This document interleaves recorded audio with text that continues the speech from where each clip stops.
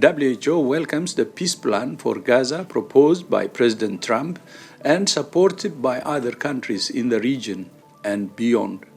We welcome the proposal for an immediate end to the conflict, for the release of all hostages, for the resumption of humanitarian aid, for the reconstruction of Gaza, including its hospitals, and for peaceful and prosperous coexistence for Palestinians and Israelis.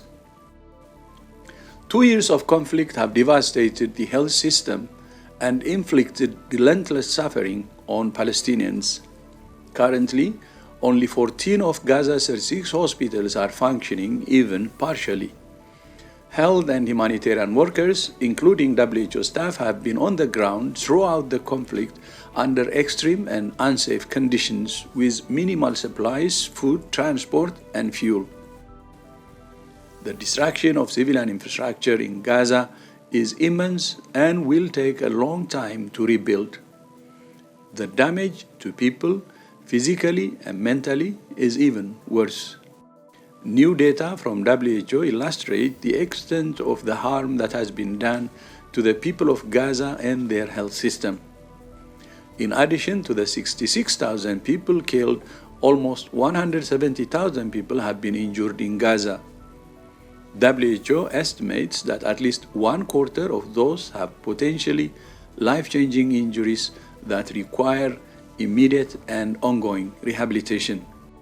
Of course, rehabilitation services are also essential for people with non-communicable diseases and disability.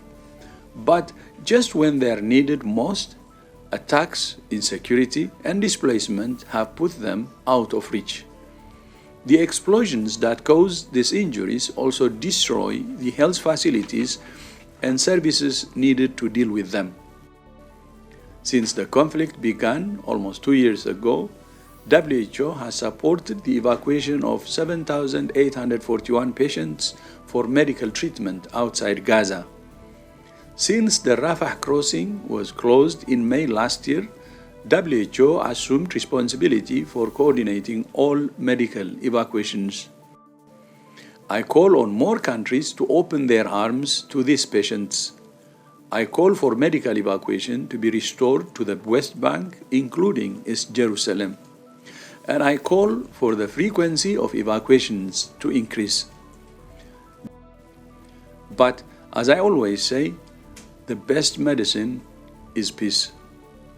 2 years of conflict have brought nothing but death, destruction, and disease and despair. The most courageous choose peace. So I call on all parties to this conflict to choose peace now.